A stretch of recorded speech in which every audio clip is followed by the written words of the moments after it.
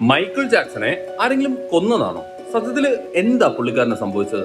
Michael ജാക്സന്റെ മരണം ലോകത്തെ മുഴുവൻ കണ്ണീരിലാഴ്ത്തിയെങ്കിലും അതിനു പിന്നിലെ ദുരൂഹതകൾ ഇന്നും അവസാനിച്ചിട്ടില്ല. അദ്ദേഹത്തിന്റെ സഹോദരി ലാടോയ ജാക്സന്റെ വെളിപ്പെടുത്തലുകൾ ഈ സംശയങ്ങൾക്ക് കൂടുതൽ ആക്കം കൂട്ടുന്നതാണ്. സംഗീത ലോകത്തെ അദ്ദേഹത്തിന്റെ കോടിക്കണക്കിന് രൂപയുടെ സമ്പത്തും പകർപ്പവകാശങ്ങളും തട്ടിയെടുക്കാൻ ലക്ഷ്യമിട്ട് ഉന്നതർ നടത്തിയ ഒരു ആസൂത്രിത കൊലപാതകമായിരുന്നു ജാക്സന്റേത് എന്നാണ് അവരുടെ പ്രധാന വാദം. താൻ കൊല്ലപ്പെടുമെന്ന് ജാക്സന് നേരത്തെ തന്നെ അറിയാമായിരുന്നുവെന്നും തന്നെ നിയന്ത്രിക്കുന്ന ആളുകളിൽ നിന്ന് രക്ഷിക്കാൻ കേണപേക്ഷിക്കുന്ന നിരവധി കുറിപ്പുകൾ അദ്ദേഹത്തിന്റെ മുറിയിൽ നിന്ന് കണ്ടെത്തിയെന്നും അവർ പറയുന്നു. ജാക്സന്റെ മരണത്തിന് കാരണമാണെന്ന് കണ്ടെത്തി ശിക്ഷിക്കപ്പെട്ട ഡോക്ടർ കോൺറാഡ് മുറെ വെറുമൊരു ഫോൾഗായി മാത്രമാണെന്നും യഥാർത്ഥ പ്രതികൾ ഇപ്പോഴും മറഞ്ഞു നിൽക്കുകയാണെന്നും സഹോദരൻ ജർമ്മൻ ഉൾപ്പെടെയുള്ളവർ ഇന്നും വിശ്വസിക്കുന്നു. ജാക്സന്റെ മുൻ മാനേജർ ഡീറ്റർ വിസ്നർ അടുത്തിടെ വെളിപ്പെടുത്തിയ ജാക്സന്റെ ശത്രുക്കളുടെ പട്ടിക, അതായത് എനിമി ലിസ്റ്റ്, ഇതിനൊരു വ്യക്തമായ തെളിവാണ്. തന്റെ ശത്രുക്കളെ ഇല്ലാതാക്കാൻ ആഫ്രിക്കയിലെ ഒരു മന്ത്രവാദിക്ക് ജാക്സൺ ഏകദേശം $1 മില്യൺ നൽകി ദുർമന്ത്രവാദം നടത്തിയെന്ന റിപ്പോർട്ടുകൾ